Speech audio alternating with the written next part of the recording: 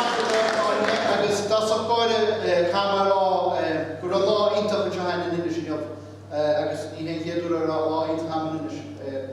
Bhí mar chuid an feachtas seo ó híh cosint na túthe tá mu bulla le go leor daoine agus tuisio scéalta maidir le ducrachtaí tá sa bobal ach dóchas tá sa bobal go marcéad agus bhí fáilte ítach múna agus tumas Harvard buíoch as a politician.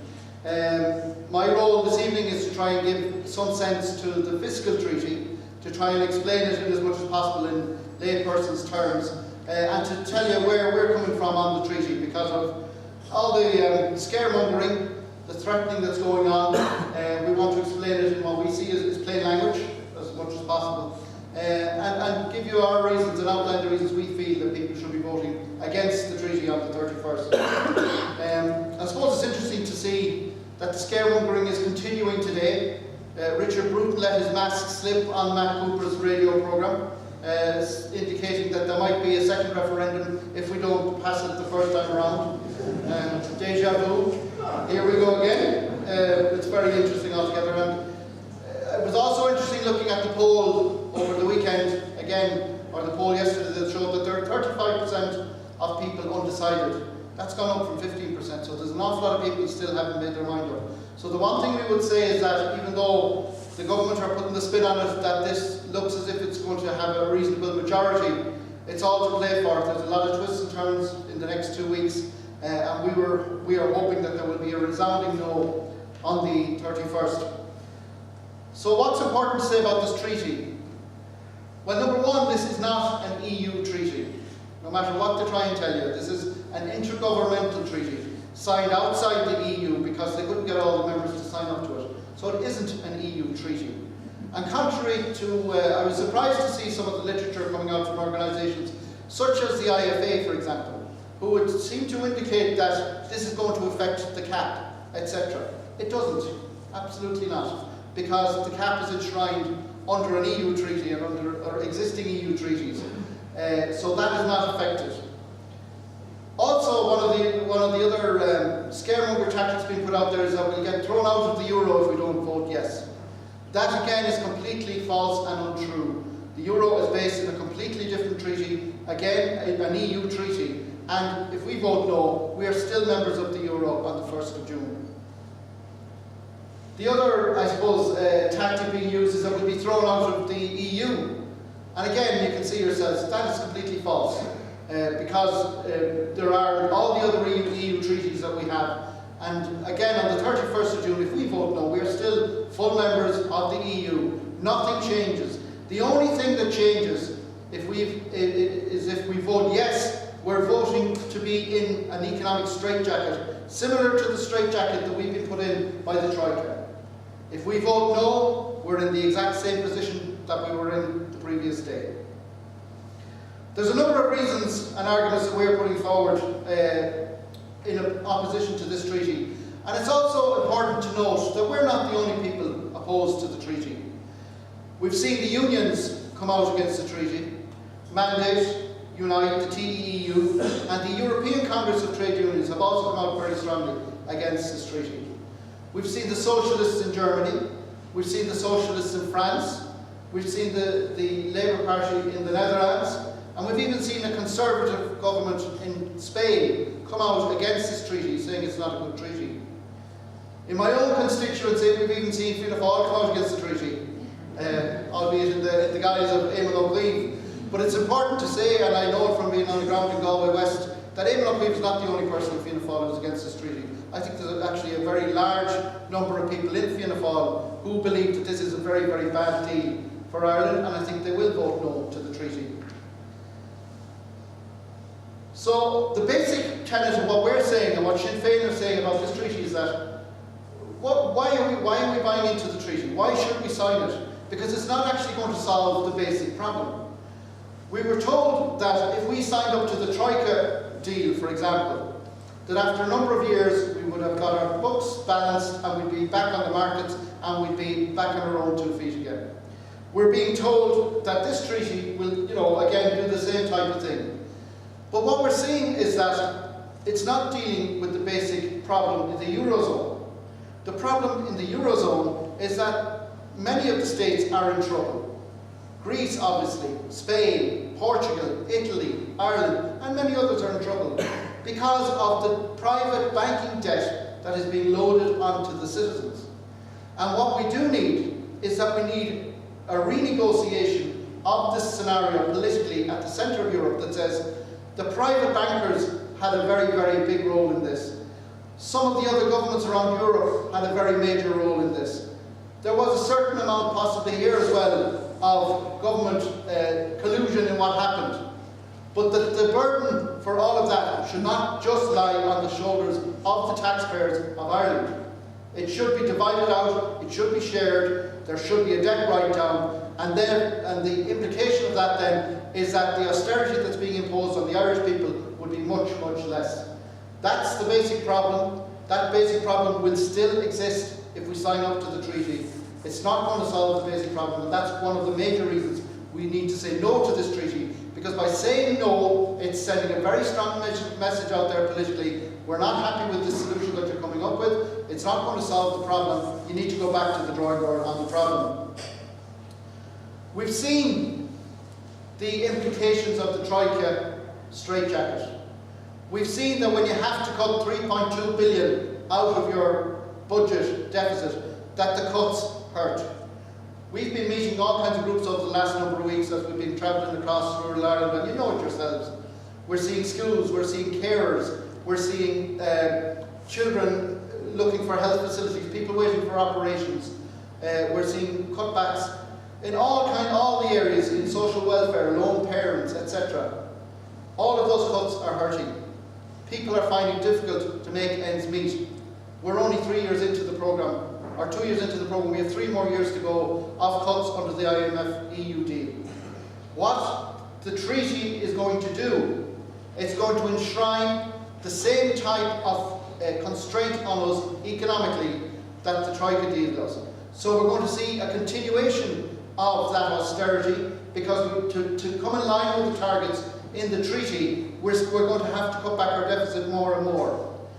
The conservative estimates are that on top of the cutbacks of about 3 billion each year for the next 3 years, in 2015 we're going to have to take out another 6 billion out of our economy to come in line with the targets. Now I ask you, if you see any of the government representatives canvassing at your door, and I don't think there's too many of them who are canvassing on this issue, but if you do come across them, or if you're at a public meeting, ask them where are they going to find that 6 billion in cuts on top of the other 3 billion per year between now and 2015. We know where this government is putting those cuts. It's putting it on the middle and lower classes in this country. Our solution all along has been, certainly we need to reduce the deficit, but we need to take the money from the people in this state who have the money. We've said you need to bring in a cap on salaries in the public service at 100 grand. You need to bring in a wealth tax of 1%, so that those people with over $1 million's worth of wealth pay a little bit of tax on that to ease the burden on everybody else. And we've also said you need a rate of 48% tax for those earning over 100,000 as a kind of an emergency measure to bring in more tax revenue. We need to do those types of things instead of hitting the lower middle classes. So the question is, where are the cuts going to fall? And we know that under the present regime it's falling on those who are not able to handle it. There are other issues with this treaty, and they're around the area of sovereignty, or us having the power to make decisions for ourselves. If we sign up to this treaty, we're talking about imposing very strict rules about how much money we can borrow and how much debt we can carry as a state. If we break those rules, and it's more than likely that we will, automatically a mechanism kicks in where the European Commission come into town. They'll do as the Troika are doing presently, come over every 3 months, check out the books and tell us where we have to cut. They will dictate where the cuts have to be made, be it in social welfare, in health, in education, in any of those areas. That's going to be the reality in perpetuity. So we're handing over that economic power to the bureaucrats in Brussels, that they will now make all those decisions, where up to now at least we've had a certain amount of autonomy to make those decisions ourselves. And if we don't play by the rules, what happens? We're handing over the judicial power to the European Court of Justice. Because the European Commission, if they feel that we're not playing ball and not playing by the rules, they can fine us. They can take us to court, and if we do get taken to court, it's in the European Court of Justice. But not only can the Commission do that, any of the other European states who signed up to this treaty can also do that. So if the Germans don't like the way that we're handling our budgetary affairs, and if we've gone over the targets, they can have us taken to the European Court of Justice. Now think of the logic of this.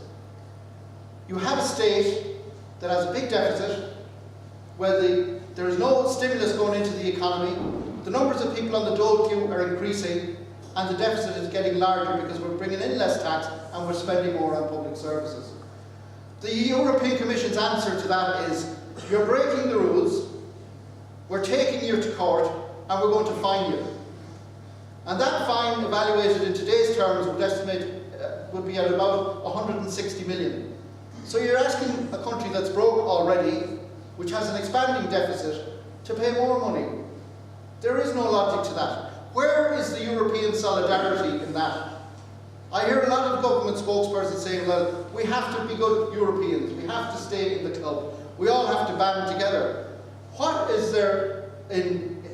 What sense of solidarity is there in fining a country that's already broke? It just doesn't make any sense. We want to see that the private sector involvement in debt write-down is included. The private banks across Europe, in the UK and in Germany in particular, should be shouldering their share of the burden. They gave a 60% write-down in Greece, and Greece is a very different scenario, but the principle is still the same. If you can write down debt to the Greeks, why are we then still paying 100% of our debt? Surely they accepted, when they wrote down debt in Greece, that they were part of the problem, that the issue was partly theirs. It's equally so in Ireland. They should be writing down part of that debt, and that's not included in this treaty. And saying no is saying, we need you to go back, and we need those private bankers to carry some of the debt. But just to finally finish maybe on this point as well, the big issue as well with this treaty is that it's Thatcherite economics being imposed permanently on all of the states who sign up to it. Because even if we have a left-wing government in the future at some time, they will be straitjacketed, they will have these budgetary and economic rules imposed on them because they will be part of our constitution. So this type of economics, which is anti-stimulus, which doesn't allow you to spend in times of recession to kickstart the economy, they won't be allowed. And that just doesn't make sense. Because our solution, and the Sinn Féin solution, has been to reduce the deficit, to reduce the costs of the public sector at the top level where the money is being wasted, to borrow money from the National Pension Reserve Fund, to borrow money from the EIB, the European Investment Bank, to invest in infrastructure projects, to get people working, to bring down the dole queues from 440,000 people, to get those people out paying tax. When they're paying tax, that's going into the coffers, it's reducing the deficit, they have money in their pockets, they're spending it in their local shops and businesses, that's creating more VAT, it's getting the economy going again. We haven't seen any stimulus worth talking about from the government thus far, and we're not seeing it under this type of an austerity package. So they're the basic reasons that we're saying we need to go out on the 31st. Let's not get distracted about will there or won't there be a referendum.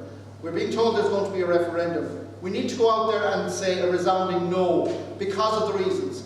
This treaty is not good for Ireland, it's not good for our children, but we also met yesterday with a number of MEPs from across Europe who are here as well to campaign for a no vote, because they said, you have something that we don't.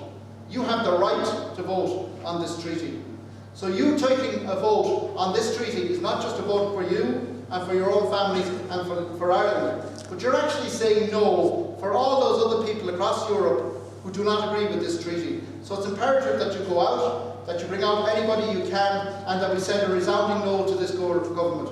Send them back out to Europe, tell them to get a backbone, to start negotiating and do the right thing for Ireland.